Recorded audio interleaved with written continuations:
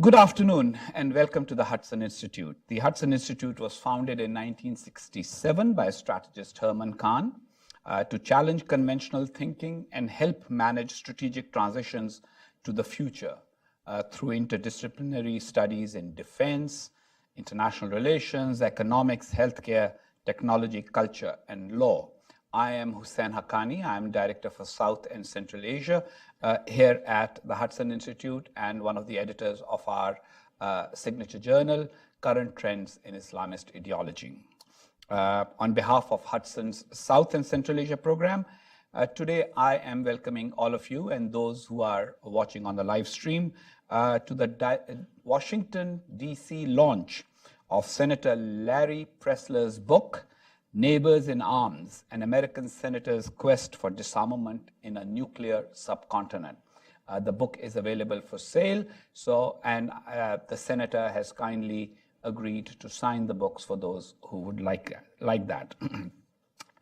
Senator Pressler, who served in the U.S. Senate for 18 years, from 1979 to 1997, is known around the world as the author of the Pressler Amendment, which limited foreign countries from using U.S. aid to develop nuclear weapons.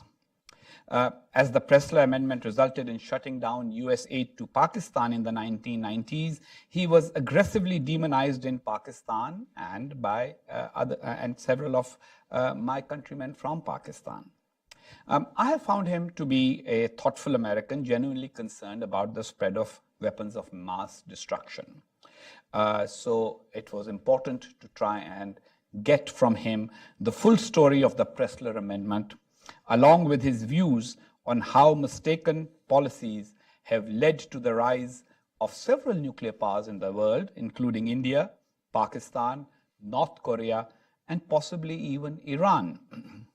While in the U.S. Senate, Senator Pressler served as the chairman of the Commerce, Science, and Transportation Committees. He was also an active member of the Foreign Relations Committee.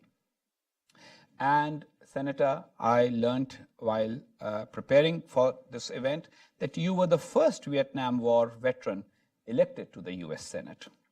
A graduate of the Harvard Law School, Senator Pressler was also a Rhodes Scholar at Oxford University. He has taught or lectured at over 20 universities, including Harvard and the University of California, LA. He was a Fulbright professor in both Italy and Sciences Po in Paris, France. Welcome to Hudson Institute, Senator Pressler. Thank you very much. Let us begin our conversation with the very basic question. How concerned are you about the proliferation of nuclear weapons today?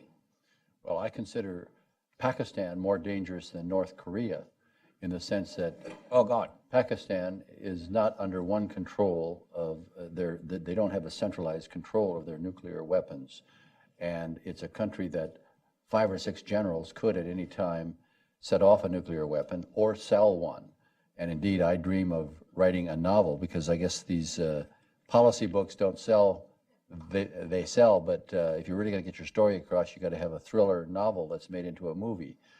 But people could very easily go to Pakistan, buy 5 or 6 nuclear weapons, put them in pickup trucks, haul them out through the tunnels, and haul them over to Vietnam, ship them to Canada, and then bring them into South Dakota across the open border. And gosh, now let's not get into the fictional work yet, which hasn't been written. That's right. Let's just focus. In fact, I would draw you back a little instead of just focusing on Pakistan. Because Pakistan, American officials have acknowledged that Pakistan has a stable command and control system over its nuclear program, and that the U.S. government has often certified that. So is the concern that you're expressing somewhat perhaps more exaggerated or comes from the heart rather than from the facts and the analysis that is available to the U.S. government today? No, I think the facts are that Pakistan has several nuclear weapons, and had we followed the Pressler Amendment, they would have none, and nor do I think India would have any. We had a chance to have a nuclear-free subcontinent, and at the same time, we were effective in the sense that we set a tone that caused Brazil and certain other countries and South Africa and South Korea not to have nuclear weapons. So countries do make decisions, but in some ways you could say that the United States, our so-called military-industrial state that I call the octopus with all of its law firms and tentacles, actually helped Pakistan get nuclear weapons by going to the Commerce Department for licenses when the Glenn Pressler Amendment, and I want to pay tribute to my late colleague, Senator John Glenn, who was my partner in these efforts on the Pressler Amendment, but also the Pressler-Glenn Amendments, and earlier the Symington Amendment. But the law firms, the big law firms and consulting firms that were hired by Pakistan and India and elsewhere really were working for the military-industrial state, and they are very expensive to hire.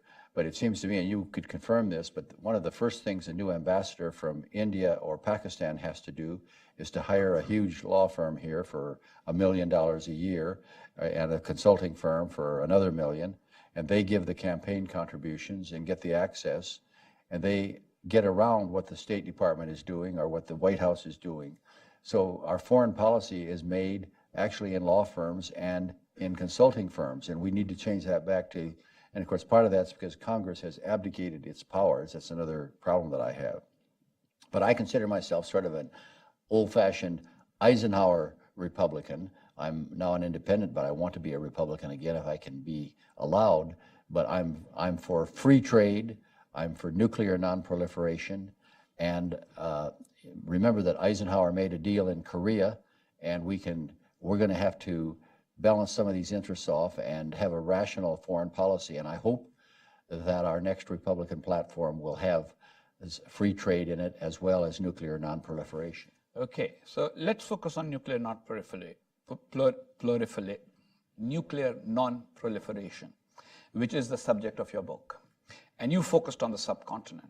Of course, Pakistan is not the only nuclear weapons power. Pakistanis would argue, and I think that would be justified, that they were forced to become nuclear because India went nuclear. And both countries, their nuclear programs in some ways benefited from the Atoms for Peace program in the 1950s. So it was an American assumption that it could actually give to many countries an option of having a nuclear program. And these two countries, because of their particular situation vis-a-vis one another, ended up following nuclear weapons strategies.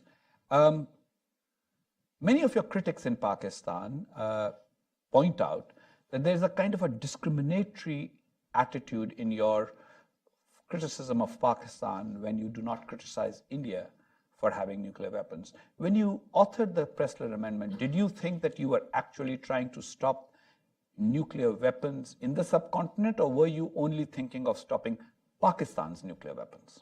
Well, I do criticize India also sometimes, but I should thank you, Mr. Ambassador, and I should have started out by thanking the Hudson Institute, but you were the ambassador from Pakistan, and you know Pakistan better than anybody in the world, being from there, and I admire your courage in essentially changing sides, I suppose we could say, but we're so glad to have you here in Washington, D.C. You were here. I would argue I haven't changed sides. I'm consistent. That's right. I'm consistent in my position, but go ahead. Right. No, but we want to hear from you on Pakistan because you're so for me to be taught. But it seemed to me that Pakistan was dishonest about their objectives, because when I first started working on the Pressler Amendment, some of us believed that Pakistan, what they said, that they didn't want to develop a nuclear weapon. This was back in the late 70s.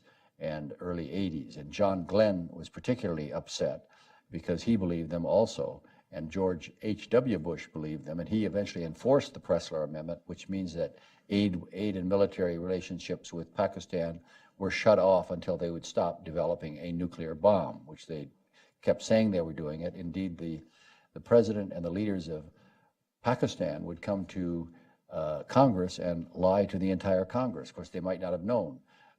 Mrs. Bhutto, she always said, we don't have a nuclear weapon, but it's possible the military never told her, because the military, and you would be able to better, she may not have been lying, she may just not have known. So I always had this problem in dealing with Pakistan. Now, India has been more transparent. India reacted, but I think India has also engaged in several steps. For example, they signed the nuclear deal with the United States, knowing full well that unless they had parallel legislation in it for liability, it would never go anyplace. And I would really like to see India develop peaceful use of nuclear weapons. But so I've been critical of both sides occasionally, but for the most part, on this subject, Pakistan has not been forthcoming, and they have not been a reliable person for us to talk to. So basically, you criticize nuclear weapons or possession of nuclear weapons by both India and Pakistan, but are more critical of Pakistan because of what you see as the lack of transparency and dishonesty. And the fact that there are several groups, it appears to me, that have control of the nuclear weapons. There's not one central place. In the United States, it appears to me that it would take 15 men and women to approve the launching of a nuclear weapon. We think that only President Trump can launch, but he would have to get the concurrence, obviously, of the Secretary of Defense, Secretary of State, Joint Chiefs of Staff, and the head of the House and Senate as a practical matter, or the President pro tem of the Senate and the Speaker of the House. So so we probably have a group of 15 individuals who would have to be involved. In India, I don't know quite what the chain of command is, but I think it's a parliamentary system, so it's very clear. In Pakistan, it's very unclear who's in charge of the nuclear weapons.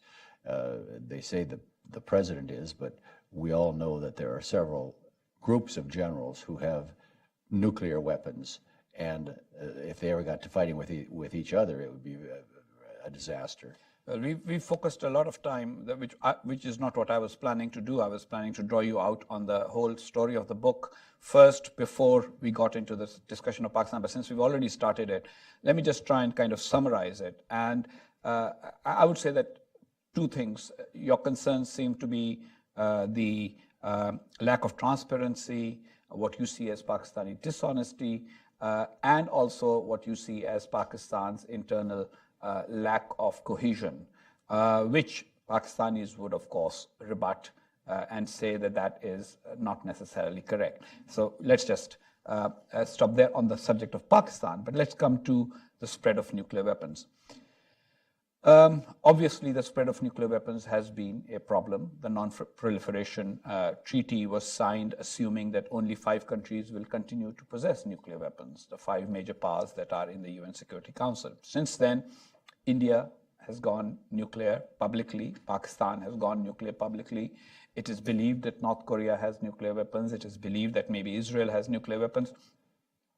Is it realistically possible to go back to a global order in which only those 5 countries that had nuclear weapons at the time of the signing of the Nuclear Non-Proliferation Treaty are the only ones that have it? How do you make somebody give up their nuclear weapons once they have it? Because after all, it does give a country a sense of power, a sense of security. So how do you persuade anybody to give it up? Well, as a practical matter, you probably cannot. And indeed, we can't roll history back. And my book has got a lot of the history in it, but I do reach conclusions for today. For example, I conclude that we should declare Pakistan a terrorist state, which would put certain sanctions and standards on Pakistan, and we should do that elsewhere where necessary. But you're right that the whole nuclear nuclear order is probably a rather arrogant assumption on the part of the so-called great powers, that big countries can have nuclear weapons and small ones shouldn't, and so forth.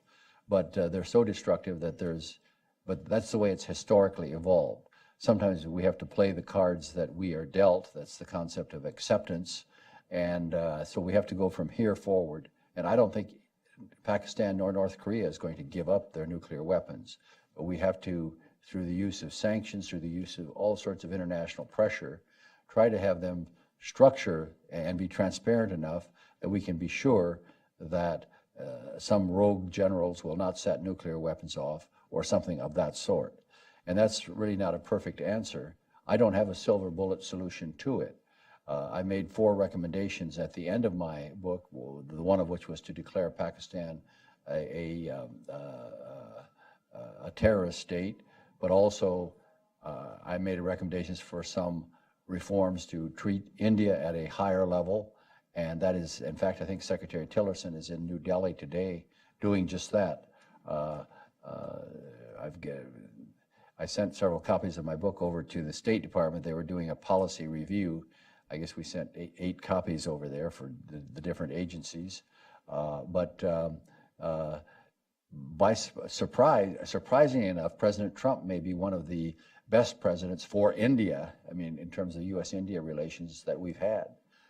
He and Secretary Tillerson and the Secretary of Defense are advocating closer relationships with India. They're coming close to declaring Pakistan a terrorist state, or at least in effect, and they are very interested in moving toward more free trade with India. Of course, I've been critical of India. They've also got to respond to free trade. So, oddly enough, all the tweets and criticism of the president, he may well be on the road to more nuclear non-proliferation than any president recently. On this, since you brought it up, isn't engagement a better policy than isolation of somebody? Telling somebody that you're a rogue state, you're a terrorist state might actually put them in a corner, which makes them fight back rather than listen to you, whereas engagement, isn't that what the purpose of the Pressler Amendment was at that time, that instead of shutting off all assistance to Pakistan, make it conditional, because that's what the Pressler Amendment did. It made it conditional that as long as you don't go nuclear, you qualify for assistance, because the original Symington and Glenn amendments said nothing to do with countries, no aid, no assistance to countries that have nuclear weapons programs. So what has made you change from that approach of engagement to wanting isolation? Okay, well, the original Pressler Amendment did it set some standards, and it wanted to negotiate, and it wanted to, for things to be conditional on something. But at some point, when George H.W. Bush came to office, he clearly realized that Pakistan was developing a nuclear weapon, so he enforced the Pressler Amendment. So we had to cut off our military exercises with Pakistan. Citibank had to leave Pakistan. We stopped our USAID programs there. And it was really a shocking thing to Pakistan. And I've sometimes wondered if Pakistan, I'm convinced that had we continued with the Pressler Amendment, they would not have developed a bomb. Now, that's just my judgment. You might give your own, but Senator, they did develop the bomb while the Pressler Amendment sanctions were in place from 90 to 98. So obviously it didn't deter them and it didn't stop them. So they just continued still. Well, I think they had pretty good assurances that the Pressler Amendment was not going to be enforced, certainly not by Bill Clinton, who really went for the top dollar in this whole arena in more ways than one. But that's also in my book. But I believe that they thought that they were getting signals from their lobbyists and lawyers in Washington that the Pressler Amendment was just a temporary thing. It was sponsored by this guy from South Dakota who'd probably go away soon, and that it really, and so that's the reason that they insisted on calling it the Pressler Amendment, because they were trying to make it look like it wasn't a part of the administration's policy. This is just a micromanaging by the foreign policy by the Congress, and it will go away. So I don't think, but I think had we really persuaded the Pakistanis that it was going to stay, my judgment is that they would not have continued their nuclear program. But you would probably know the answer to that better than I, because you were there and better able to assess it. But in any event, I think that Secretary Tillerson has and the Secretary of Defense have outlined some conditions on terrorism that Pakistan is not meeting, and if they do not meet those, then we would be justified in declaring them a rogue state. And I know that it's always better to be talking to somebody than isolating them. And as Secretary Tillerson said, we are talking to both the Koreans and we're talking to both the Koreans and to the Pakistanis through all this, and I hope that that continues. So North Korea, of course, is a more visible, immediate threat that everybody recognizes. And obviously, you talk about lack of transparency. North Korea is definitely perhaps the most non-transparent country in the world. Few people know anything about how decisions are made there, how it's governed. Everybody knows that somebody called Kim Jong-un is in charge, but that's about it. How in charge, we really do not know. I mean, why isn't there more of a focus on North Korea's nuclear program in this city than we already see? Well, I think that the Americans... They don't even have the octopus working for them. They don't have a lobbyist in Washington, at least none that is visible. And they don't even have an embassy here. So how are they succeeding in getting through whatever they're getting through? I think they've got China and Russia, and in particular China, who has been very much involved. But that is a very good point. They have the Chinese octopus working for them internationally. Let me say that I think in analyzing this whole foreign policy thing, that we have to remember that there are certain international firms that like to export arms, and it doesn't matter who they export them to, nuclear materials and so forth. And they have been in the background in helping both Pakistan and North Korea get nuclear weapons one way or another. For example, John Glenn and I would have a piece of legislation that would prevent the State Department or the Defense Department from exporting certain things to Pakistan, and then the lobbyists would go over to the Commerce Department and get a license for exporting certain types of material or certain patents.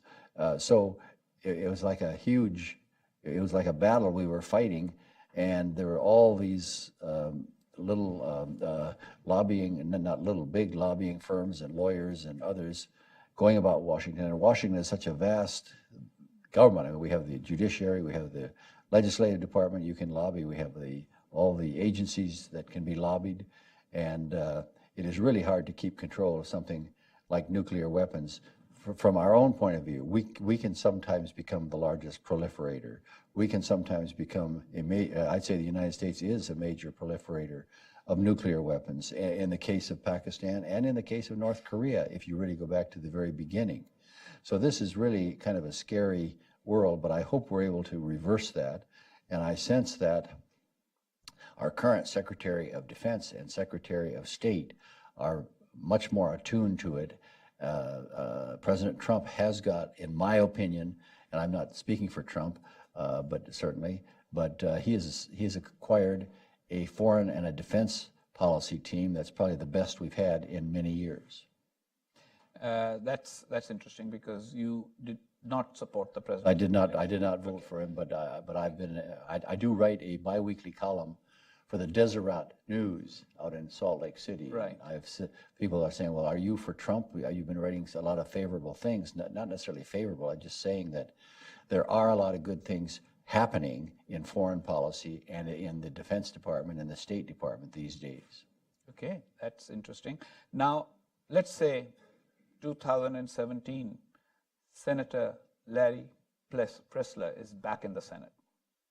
What would you do in terms of legislation today? How would you prioritize the non-proliferation questions? You've expressed concerns about North Korea, you've expressed concerns about Pakistan. We haven't even got to Iran yet. But then there will be second-tier countries who will quietly start having ambitions. North Korea's nuclear program might actually instigate a Japanese or a South Korean ambition that, how do we compete with these? China's octopus might make Taiwan want to act differently. Pakistan's nuclear program came out of concerns about India's nuclear program. So there are all these international, shall we say, rivalries and threats that could make a large number of countries want to go nuclear. How does Senator Larry Pressler in the Senate today change the discussion about non-proliferation? Well, first of all, I think that there should be a return to the old what I say, the old school of Republican foreign policy. That's Eisenhower, Nixon, George H.W. Bush, who believed in free trade, but also in nuclear non-proliferation wherever possible. And this can be achieved through a number of things that the government can have. I don't think we can have a set rule. We're not going to be able to take nuclear weapons away from any country, but we can deal with them. I mean, as Eisenhower dealt with the situation in Korea, as Nixon got us into China and had some dialogue. These are generalities, and Democrats do also sometimes. But I really hope that this administration, and for example, I don't agree with the anti-free trade rhetoric that's coming out of this administration, but I don't know if that'll be the actual. There seems to be things in actual practice in this administration different from the rhetoric that surrounds it. So I hope that will be the case. So, in essence, use trade as potential leverage over non-proliferation, that if you want to trade with us, if you want to have the economic benefits of being part of the global economic order, then you can't have nuclear weapons or you can't build nuclear weapons. Is that basically the strategy? we should, and if you do have them, they should be accountable, and you should have a transparent structure in your country that says who's in charge of them, and some safety safeguards that in the area of transparency. There are a whole number of things that countries can do besides just trade to reward countries that refrain from developing nuclear weapons. And I think that was the case. Had Brazil gone nuclear, some people think that then Argentina or someplace else might have. And I'm sure that either Venezuela or Cuba would have been. Cuba tried to be, but we have a nuclear-free zone in South America. We should keep that, and we should try where nuclear weapons presently exist. But I wouldn't be so optimistic as to say that that anybody's going to give them up. I don't think that will happen. But we have to make it clear that we expect a transparent, accountable system. So, in a way, if we go back a little, because you've described the past, and I commend the book for people who want to understand what happened and how the debate on South Asian nuclear weapons was kind of lost. In case of Brazil, when Brazil gave up nuclear weapons, Argentina didn't follow up with nuclear weapons. So in a way, getting Brazil to give up ensured that Argentina also gave up. Wouldn't that also have applied in the South Asian context? If India had been focused on, and if India had been stopped from going nuclear, then it might have been easier to get Pakistan to give up nuclear weapons too? Yes, well, we certainly urged both countries. It was my understanding that Pakistan was sort of going first on this, or that that was the information that I had, and you might have better information than that. But I believe that if one or the other had stopped going forward, we would have a nuclear-free Asian subcontinent today. The way this went back in the late 70s and early 80s, and that's ancient history, but Senator Glenn and I would continue to offer amendments and make speeches and travel to these countries to try to point out how serious the United States thought that the development of nuclear weapons was, and what a disaster it would be for our relationship. Now, the octopus, as I call it, that's the Pentagon and all the arms contractors and all the lawyers and consultants and foundations sometimes who support them would really, I pointed out that I think the Brookings Institute was very much influenced by a lot of contributions that it's got, and we have that in the book here, some of that listed. But in terms of, I hope you won't make friends at Brookings hate us for having you here. No. Okay. No, they do a lot of good things also, and important to say that. Yes. And in fact, I just read an article by Strobe Talbot on Russia in the Sunday's Times. I thought was very good. But Brookings Institute, or their leadership, both here and in India, have been major proponents of the U.S. nuclear agreement, without saying that they knew very well that it would not be adopted in either country unless there were some kind of a liability agreement to begin with. So they were proposing an agreement and have, boasting about it that has no chance of being implemented, in my judgment. So would you consider yourself critical of the U.S.-India nuclear deal as well? I'm critical of, well, I'm glad the two countries have gotten on a friendship basis, but I think it's a false promise. I'm really for developing peaceful nuclear energy in India and Pakistan or any other place. But this agreement was dead at the very beginning. It was much praised and signed, and people prancing about and so forth. But there's no chance of it being implemented, in my judgment, because of the liability issues have not been addressed, and it hasn't been worked through. Another thing about the formulation of foreign policy, it has to kind of come from the people upwards to some extent.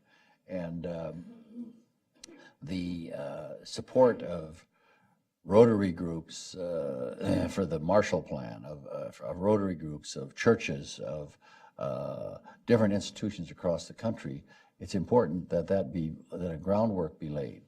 We saw what happened with Woodrow Wilson when there was no groundwork laid for the treaty after World War I. But this U.S. nuclear agreement is the same way. There was no groundwork done in India or the United States with the group. There were lobbying and law firms that pulled it together and then had it signed with much accord, but there's nothing to it, really, if you look into it. It's more of an arms sale agreement. President Obama's last trip to India was an arms sale trip, and the poor people of India have to pay for all of these new arms that their country is buying from the U.S. And this is really kind of but it's a new friendship, we're told. But we have to be very careful. I'm surprised, I'm somewhat critical that India has accepted that on those terms. Tell us more about the book. What made you write it at this point? It's been a few years, almost 20 years since you left the Senate. Surely it didn't take 20 years to write it. You just decided a few months ago that this is a story that needs to be told. So why at this point, and what were you feeling, what were you thinking? Share that with our audience. I think it was some of the immediate news from Pakistan, from North Korea, and elsewhere that the nuclear... Iran, you name it, yes, the Iran, this nuclear thing is becoming more and more the thing that might end the human race. So I have kind of a passion to get this out there, how serious this is and how much we need to talk about it in our campaigns and in our party platforms and so forth. And I would love to see a renewed Republican grassroots effort in foreign policy for free trade and for nuclear nonproliferation and a number of other things, because the Democrats really can't do it because of their union base. So I think that there's a great opportunity here for leadership. But I also feel strongly that somehow the message has to get to people, Pakistan in particular, how dangerous this is. Now, we think of North Korea as being more dangerous. The only reason that we're really immediately concerned about North Korea is that they maybe will develop a long-range missile that could strike the United States. But I would say that Pakistan's nuclear bombs, which are scattered around Pakistan, somebody could go up there with so many $1 million in cash and buy so many small nuclear weapons, haul them out in pickup trucks and go through tunnels so they're not detected, haul them across land to Vietnam, as I said, How do you do that? I mean, you have to go across all of India, etc., to Vietnam. Yeah, to go to Vietnam. You mean Afghanistan rather than Vietnam, surely, in geographic terms. No drive. It'd be a long drive, but you can drive from across the land. Okay. You have to drive across China probably, but yes, very easy. You'd bring along your lunch. Surely China is far more controlled, etc. So you need to work on this scenario a little more in greater detail. Well, you can help the novel. We'll talk about that later. But my point is, what do you say to those who say you have, partly because of the reaction that you faced at the end of the Pressler Amendment, and that this is less about nuclear proliferation and it's become more about Pakistan for you, that you're anti-Pakistan. Do you sense that, or how do you answer those people who say that as your criticism? No, it's not true. I like both Pakistan and India. In fact, at Oxford, I had two friends when I was there in 1964. I had a few more than two, but two in particular. One was Waseed Sajjam, who became president of Pakistan. The other was Montek Singh Ahluwalia, who became the chief planner for India and the World Bank representative and so forth. So, and I've always liked both of them, but the Pakistani government was just deceptive to those of us who would go over there to visit with them and to have a direct dialogue. The Indians were much more open and straightforward, in my judgment. Okay. Well, I think we are sort of on that note ready for questions from the audience. Just raise your hand. I will point at you, identify you, and then one of our friends and our interns will bring you a microphone. So let's start right here in the front. Do stand up, do speak in the mic, do introduce yourself. My name is Vijay Saswal. I'm a nuclear scientist by profession, now retired, and was involved as a State Department advisor and for the U.S.-India Business Council on the U.S.-India nuclear deal. So since you made some comments about that, I was going to mention two things, one where you're right and one where you're wrong. Where you're right is that indeed the U.S.-India civil nuclear agreement provided a stepping stone for the octopus to build up on the defense deals. That's a fact. But you're wrong in saying that the U.S.-India nuclear deal is dead because it didn't have any legs. We spent a lot of time working it out. Now, why has it not gone? You have a misplaced notion that it's liability. Liability issue has been resolved long time back. But American companies are still arguing for that. Why? Because they cannot sell the power from a nuclear power plant. American nuclear power plants are expensive. We cannot sell them. The American reactors have not been sold overseas for decades. So we are in a position where we cannot be competitive on the global marketplace. Unfortunately, there's always that colonial outlook. You beat on country because you cannot tell them the truth, that we are not able to sell you at the price that you want. So U.S.-India nuclear deal indeed is a very noble and a path-breaking gesture. The challenge for us Americans is to come back in companies and be able to think innovatively so that we can compete on the global marketplace to sell the power from those companies. But yes, it did provide a stepping stone for the other people. That was my comment. I thought I'll share that with you. Thank you. I thank you very much. That's good information. And I'd like to talk to you some more about that, because are the French able to supply nuclear power plants at a lower cost? Well, then why don't we let the French do it? That would be my reaction. The French have a situation right now. The French have a situation because their own internal industry, the French company used to be called Riva, which, by the way, was my employer for many years. They have been subsequently reorganized because they sort of also could not compete in the global marketplace. They have been essentially fractured in many companies, and EDF, the French nuclear utility, has taken over the part of the nuclear negotiations with India. And those negotiations have gone fairly extensive, but they have to be revised because the previous employer was previous French company was Riva. So they have issues essentially dealing with the same, which is that reactors that are supplied by Western reactor companies do not at this time have enough structure within their companies, within their countries, that they can actually take benefit of the economies of scale and be productive. So we are at this time, in fact, I'm very much involved in the U.S. Under the new administration. We actually have a situation where we are trying to revitalize nuclear power. And it is my hope that perhaps Westinghouse will sign nuclear reactor deal with India after it gets resorted out of the bankruptcy before the end of the year. I would suggest a conversation between the two if you accept. Absolutely, Because I would like to. for the general audience, this is what in the teenage speak of these days it's called TMD, too much detail. So, okay, the young lady here. Thank you so much. My name is Aisha Chaudhry. I'm here from Pakistan. So, yeah, as Haqqani Sahab said, I do see a bias, though I came here today to listen to you and see if there was something that I had in my mind which was not true and I would feel otherwise. I am a part of a political party there, and Pakistan Tehreek-e-Insaf. So I am the younger lot of politicians that are coming out, and we are the people you'll have to deal with. And after today's conversation, one of the things that I'd like to say is that the sanctions are really not working on us. If you think that declaring us a terrorist state or putting more sanctions on us, none of that is going to work on us anymore. We need to we will start looking the other side, and that is a choice that you are making, not us. So please choose otherwise if you want us to choose you. Yes.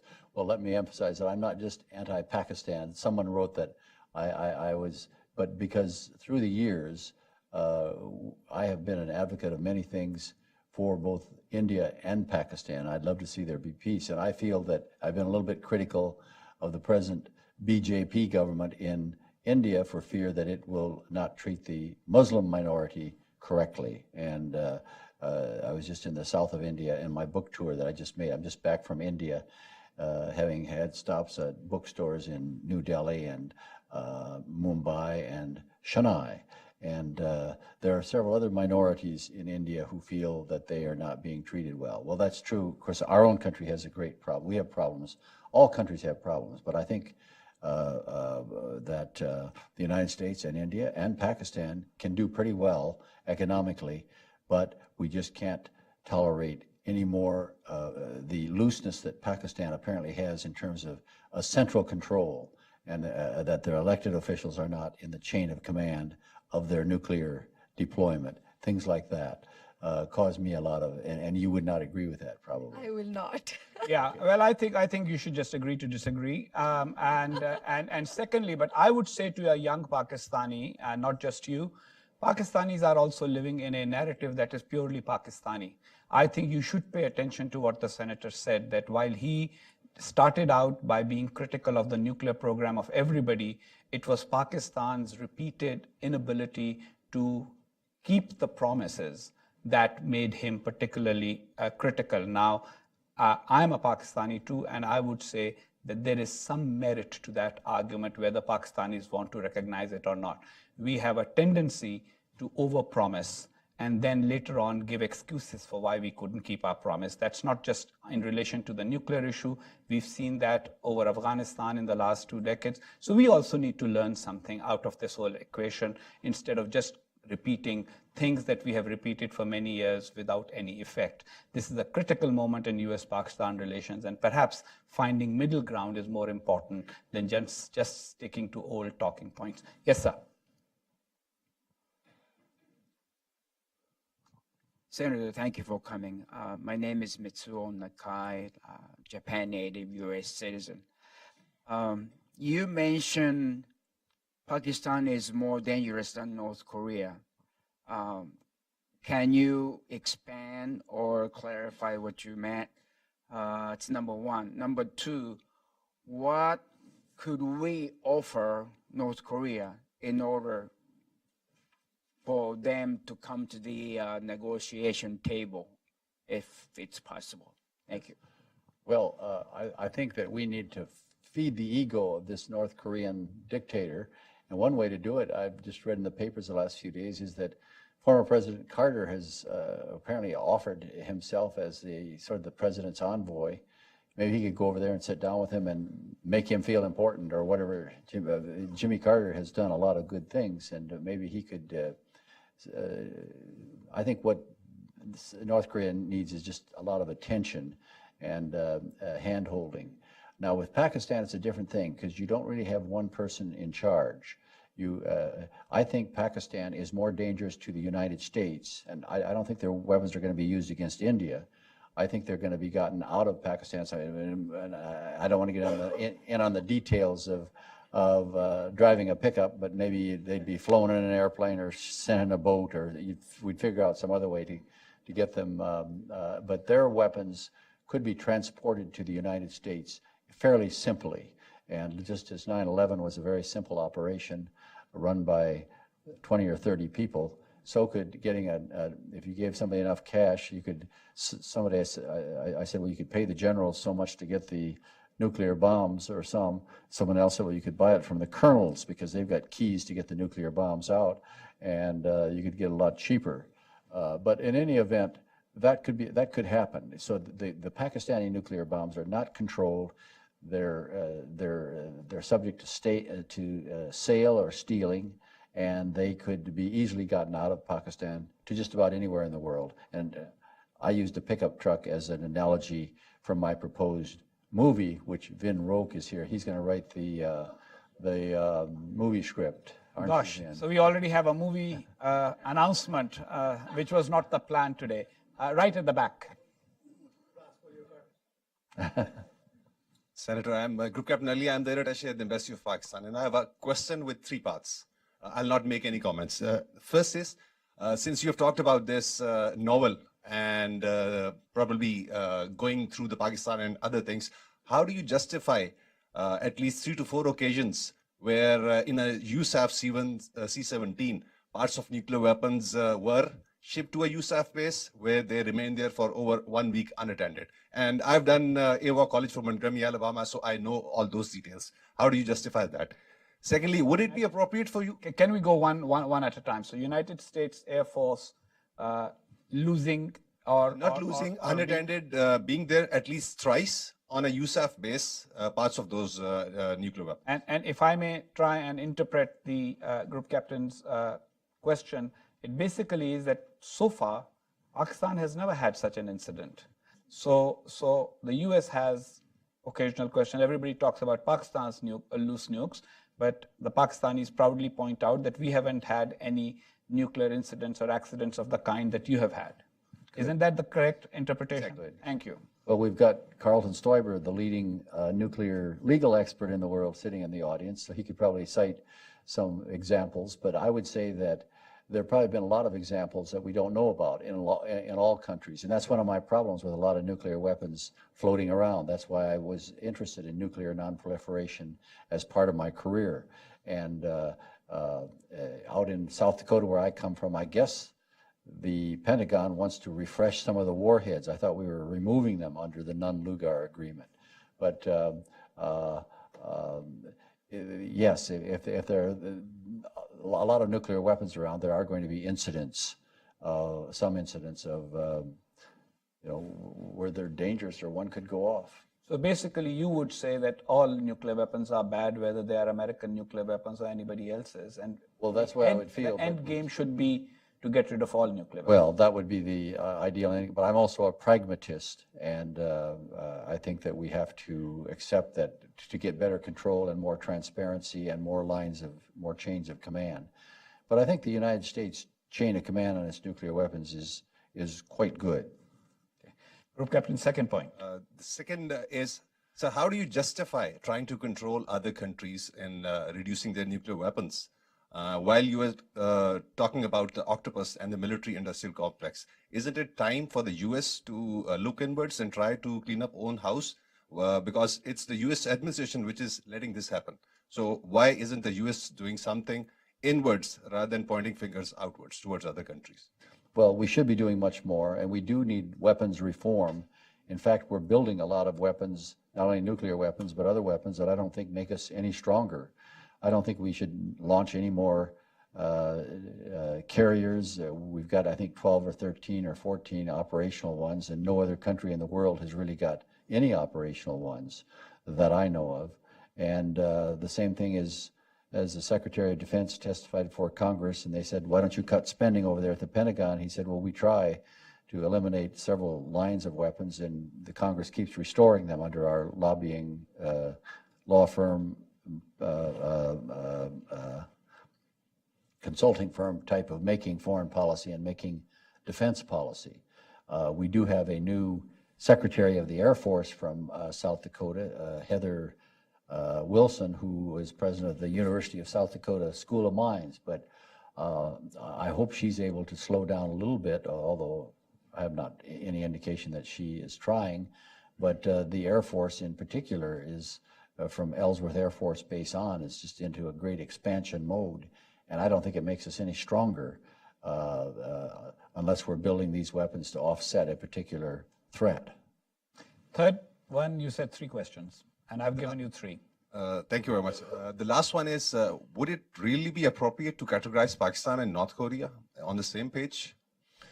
Yes, I would, from a nuclear dangerous point of view, and I think that they are both rogue states, in my opinion. They both do not have the interests of the United States in mind. Pakistan has and is harboring terrorists, and North Korea is a threat to the United States. But I'm one of those persons, I think, like in the Eisenhower-Nixon philosophy, you have to sort of accept things as they are and try to work from there. I think that North Korea can be, we're just going to have to deal with the situation. We really don't have military options in North Korea, because even if we destroyed them nuclearly, they would still have enough conventional weapons to destroy Seoul and South Korea. And so we really don't have a military option when you really come down to it there. And that's why I'm a little worried about some of the presidents of both parties' strong statements. And those kind of statements probably shouldn't be made unless we're going to follow through with them. Good. Okay, so a couple more questions here in the middle, then I'll move to the Doug there. Right, the gentleman in the, is it a brown shirt or a, whatever the color is? Thank you, sir. This is Ahmed Khan from National Defense University. I'm currently on a research tour in Washington, D.C. I have a question to Senator Pressler, that some of the critics in Pakistan believe that your language of amendment was so vague that it actually helped Pakistan to build its nuclear weapon. And secondly, I was reading, going through a literature on from the Cold War era. It suggests that the peripheral states were, supplied with the arms by the core state to increase the level of hostility between the regional rivals, and also as a vehicle to pursue their own interests. So in the whole talk, I'm unable to understand that what was the American interest in supplying arms during the Cold War era to Pakistan. Thank you, sir. So, yeah, what was the U.S. interest in supporting or supplying weapons to Pakistan during the Cold War? Yes, well, yes, that was his second question. And the first one was that the language of the Pressler Amendment was so vague that it actually enabled Pakistan. Yes, let me answer that first one in the order. The language was not so vague. That is an argument that is used especially by some of the Pakistani intellectuals, saying that it was a bogus thing to start with. That's not true. John Glenn made a very powerful speech rebutting that. Actually, this was the Pressler-Glenn Amendment, and the Pentagon would always call it Pressler Amendment because they wanted to make it sound like it was by some rogue senator out there. And John Glenn was so famous, they didn't want to put his name on it because they didn't want to give it any more credibility. But a little bit more of history now. To say that I am automatically anti-Pakistan, as this amendment lays out. At first, Pakistan supported the Pressler Amendment. Now put that in your pipe and smoke it. At first, Pakistan supported the Pressler Amendment. Their lobbyists were called Neal and Company, and they were up there around the Foreign Relations Committee advocating for the Pressler Amendment, because Pakistan said that was their official position. We don't have a nuclear weapon. We don't plan to develop one. And we got no problem with the Pressler Amendment. In fact, the first Pressler Amendment, Jimmy Carter had shut off aid to, this is arguing about ancient history, but had shut off aid to Pakistan, and they saw it as a way of restoring aid to Pakistan. Some did. So to say that this Senator Pressler is just against Pakistan, Pakistan was for the Pressler Amendment. So put that into your brain, deep into your brain when you're discussing the Pressler Amendment, because it isn't just automatically a negative. It was a true non-proliferation effort that had a great following and and Ronald Reagan strongly supported it. And I was a personal friend of Ronald Reagan because of our discussions about Alzheimer's disease and so forth and a whole bunch of other things. But Ronald Reagan personally supported the Pressler Amendment, as did George H.W. Bush. And I have a feeling that those two presidents were two real Republican foreign policy presidents who did a good job. But in particular, George H.W. Bush, there was no question in his mind but to enforce the Pressler Amendment and support it completely, which he did. And of course, Bill Clinton, the very first thing he did was to dismantle it when he came into office as much as he could. And that is the difference in the two political parties' approach to things. And we've got to get back to the old-fashioned Republican foreign policy school. And I may rejoin the Republican Party if we can. The gentleman, right? Yeah, The second question was what? I mean, obviously you are critical of the octopus, but part of the reason why the octopus flourishes is because sometimes U.S. strategic sort of approaches result in situations like arming Pakistan. So why did the U.S. arm Pakistan during the Cold War? Well, I'm sure part of it was because we fell into this trap of trying to reward them for taking all the refugees and thinking that it's just false thinking when you embrace a country that has been very false to you as a temporary ally. It never works out, and it certainly has not. Okay. Yes, I see Tim White's got right his hand. behind him. Yes. My name is Tim White. I'm with the Spectrum Group in Alexandria, and I am a retired U.S. Air Force general officer. And to my friend, I would point out that when there were violations of the chain of command that resulted in nuclear incidents that you refer to, heads rolled. They're gone. So there is an accountability. It needs to be improved, as the senator pointed out. But, Senator, your book and this discussion, first of all, congratulations on walking into Lion's Den. You've done a fine job here. This is the line. That was going to be my line. That was your line. I'm sorry to steal your line. End the morning. Come on. I'm so sorry to steal your line. Nevertheless, the I have to book think and of a this new one now. discussion have focused really on proliferation and non-proliferation issues as you apply them to what you see as the vulnerabilities of Pakistani's command and control over its nuclear weapons arsenal.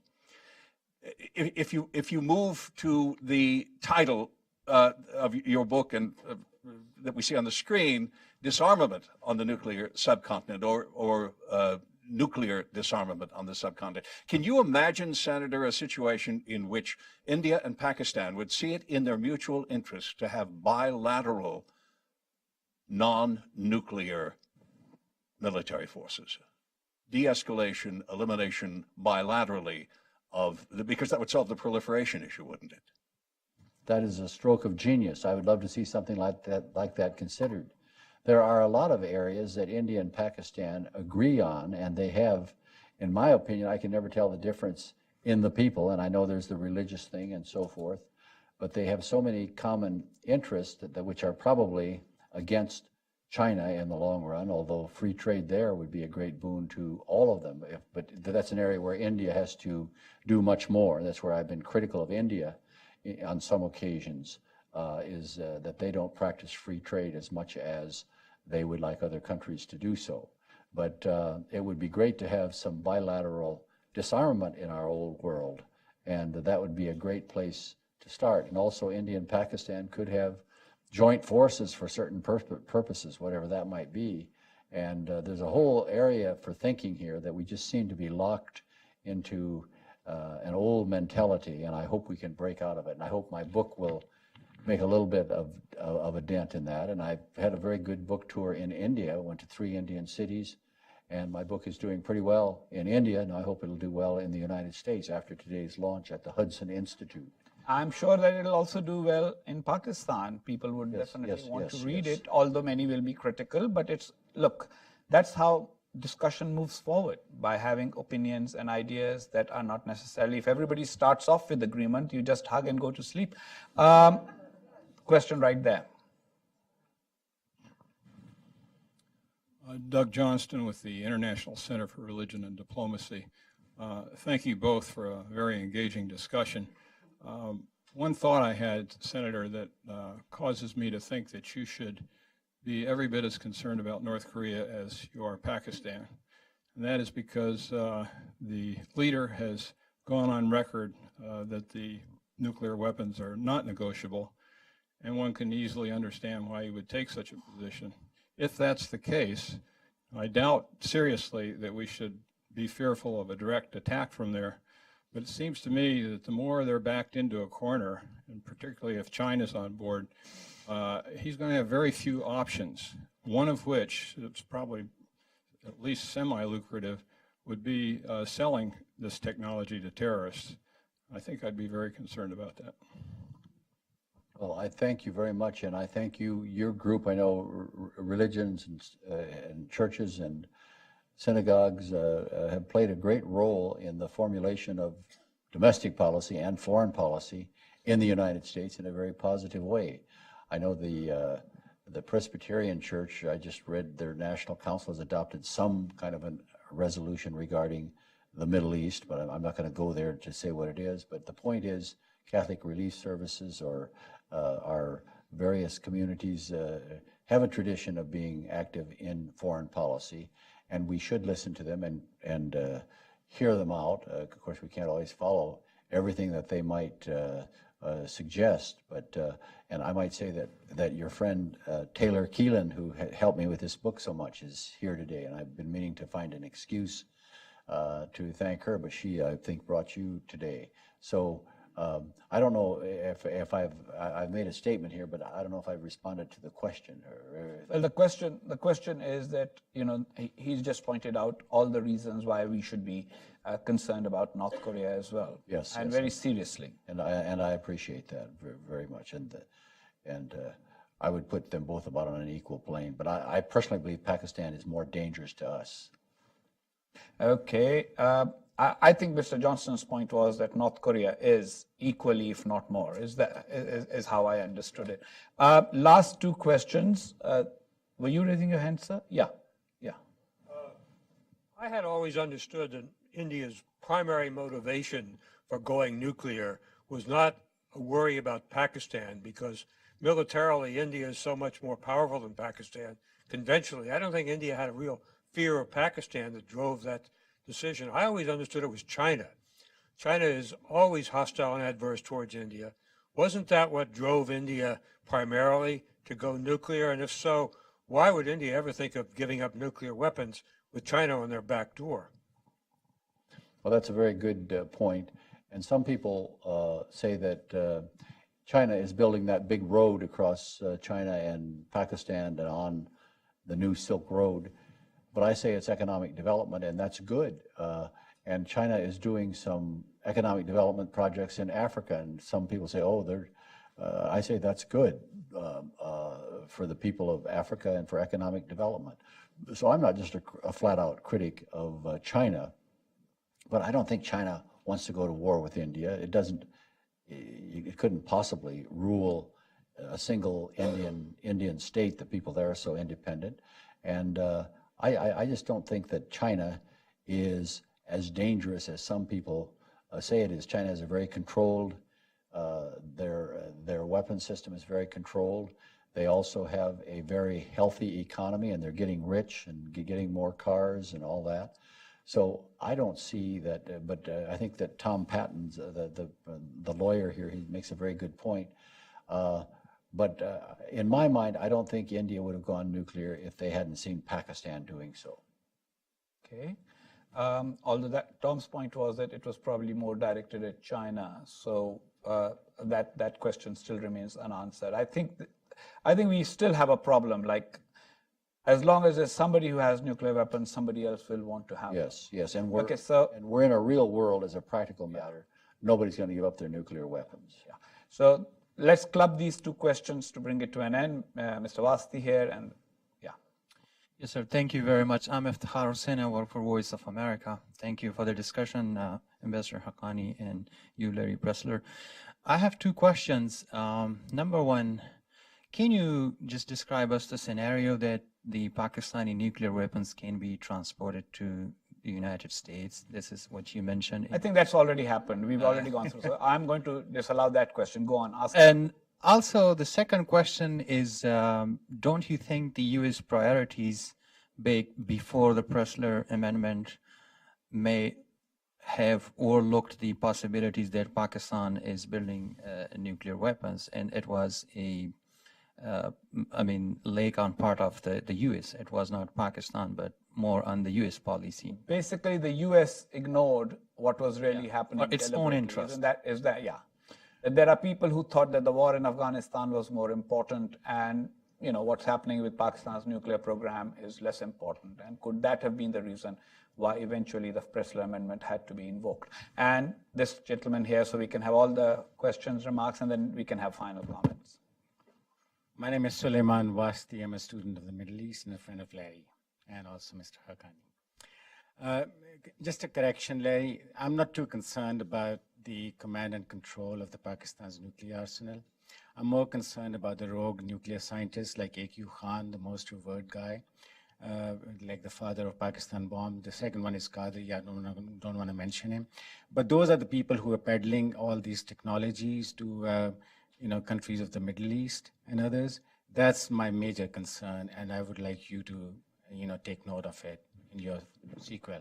Pakistani nuclear scientists who might go rogue rather than the Pakistani state going rogue. That's the more important. So both these things. Okay. Americans dropped the ball. That's the first one, and rogue nuclear scientists the second. Okay, and I can't avoid going back to my thriller movie in which a weapon, you could put one in a crate and get it inside of one of those transport planes that are flying in and out of Afghanistan every day or Pakistan. But somehow you could do it. So I think it's very dangerous to the United States. Now let's not try and rehearse that for the movie. So that could have consequences itself. But yeah. I'm trying to think back, but America dropped the ball on the nuclear program because of Afghanistan. Yes. Well, it was a fascinating thing to me with President Ronald Reagan, and I did know him personally more so than a lot of other people did. And he was very much for the Pressler Amendment concept. But I think in his second term, he was not paying as much attention to detail, and his staff did some end runs. That's another thing about Washington, D.C. The lawyers and lobbyists and the staffers working with the guys in the Defense Department and in the second and third level staffers can do a lot of things, and they kind of undid the Pressler Amendment. But also, Ronald Reagan, I think he got very bad staff advice, or he just signed off on the certification. Because it was different from what he said to me, and I discuss this in my book. It's very confusing to me as to how that came about. But yes, I suppose you could say that the U.S. government did turn a blind eye to, because of the situation in Pakistan. In Afghanistan. In Afghanistan, yes, in Afghanistan. And Mr. Wasti's comment about rogue nuclear scientists? Well, I certainly would worry about them also. And in Pakistan, it appears to me that there's less control over the nuclear community, and there are 5 or 6 centers of the nuclear community in Pakistan. Whereas in India, they really have got the thing, they really appear to have the thing tied down to one chain of command. And I believe we have things tied down to one chain of command in the United States. And as General White pointed out, heads did roll when that nuclear mistake was made. So it was made, recognized, and a few people got fired over that. Well, thank you very much for an interesting conversation. We are not all going to agree on everything, but a wonderful book here with some historic insights which people don't always have to read to agree, but to learn from. So a wonderful book, Neighbors in Arms, and a big thank you to Senator Larry Pressler, as well as to all the lobbyists and lawyers in the audience who took quite a bit from both of us today. Well, thank you all very much. Thank you. Thank you very much. Thank you very much.